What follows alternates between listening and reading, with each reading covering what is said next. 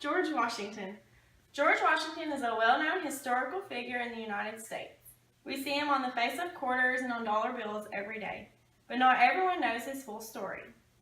What is it that makes George Washington important enough to be considered the father of our country? George Washington was born February 22, 1732, to Augustine and Mary Ball Washington. He was born at Pope's Creek in Westmoreland County, Virginia. His parents were both born in Virginia, and they had 6 children together. Their youngest died, Mildred, and George Washington was the oldest. They were both from an English descent and immigrated to Virginia and became planters. In George Washington's early life, he spent a lot of time at the Ferry Farm, a plantation near Fredericksburg, Virginia. His father, Augustine, died when George Washington was only 11 years old.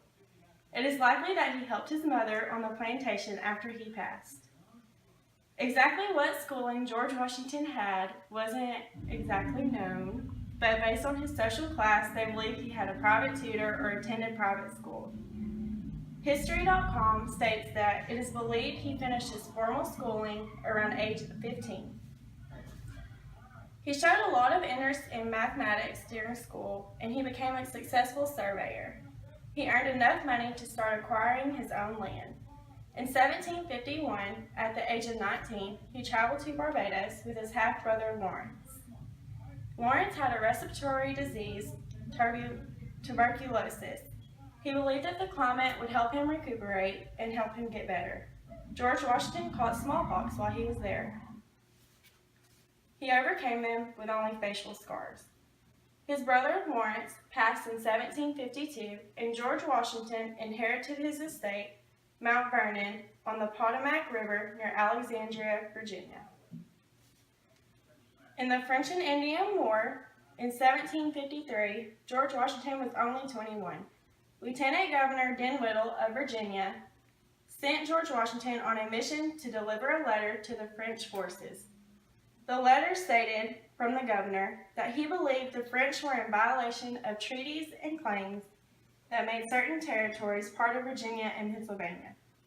The French were building forts and roads with intentions to link their trade routes and sphere of influence down to the Ohio to the Mississippi. His trip began October 31st, 1753. This trip consisted of a round trip of 1,000 plus miles. He traveled this trip on horse, foot, canoe, and raft, and it took him about 10 weeks. He was accompanied by Christopher Gist, who was an explorer and surveyor, Jacob Van Brom, who was a French interpreter, 4 Indian traders and baggage men, and various Indian delegations and guards. He learned many things on his quest besides just delivering the letter. He practiced diplomacy to keep the native leaders allied to the English cause. He interviewed French deserters and reported on the extent of French military posts between New Orleans and the Great Lakes. He reconnoitered the forks of the Ohio with an eye to the proper site for building a fort. He inspected and reported on the construction of new French forts and estimated their strengths and preparations for the following year's expeditions. He returned from his trip January 16, 1754. When he got back, Lieutenant Governor Dinwiddie asked him to prepare a written report for the House of Burgesses. This report was later printed and known as the Journal of George Washington, and it became a popular read among everyone. I learned all of this at Digital Commons at University of Nebraska. This quest also made him a celebrity. People were talking about him on both sides of the Atlantic. In 1754, George Washington led a surprise attack in Jumonville Glen on a small French force. The French later returned an attack with more numbers. George Washington surrendered to the French forces at the Battle of Fort Necessity. This helped spark the French and Indian War. George Washington was also appointed commander of the Continental Army in the American Revolution in June 14, 1775. He had the most military experience amongst all the congressional delegates. They believed it would be a political advantage to have someone outside of New England as their commander of the Continental Army. George Washington did not realize that he would have 6 long years of battle, marching, siege, crisis, and winter encampments before he could visit home. He only visited home once, briefly, on their march to Yorktown. He had never commanded a large army before. He had never commanded more than 2,000 men at once. He commanded roughly 100 regulars and 300 militiamen at the Battle of Fort Necessity. He brought many strengths to his new position. He learned many important command principles from the British regular officers he marched with during the French and Indian War. He also studied British Army manuals. He also had a physical presence of a commander and instincts of one also. George Washington and his army were defending New York, and it nearly ended in a complete disaster.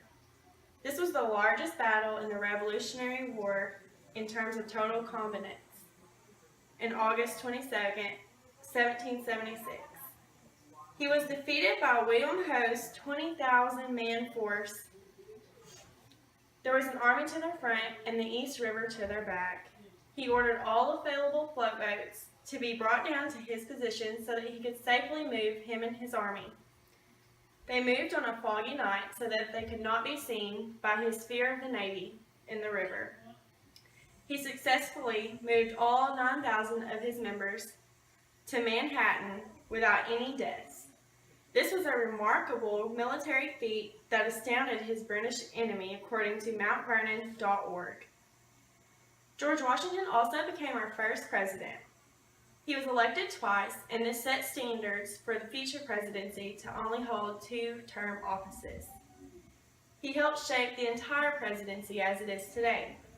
He did not want to set an example of a monarchy or a dictatorship, and he also created the cabinet. His original cabinet had 4 members. At the time, there was not a Supreme Court, so he also had to fill every spot in it. He set aside certain times of the day for meetings and calls for the public and many other events that happened. George Washington played a huge role in shaping America as it is today. From his roles in the war to his presidency, he set many standards that we still go by today. I only hit a couple of major moments in his life, but I believe knowing about the people who shaped our country helps us to better understand why the things are the way they are today.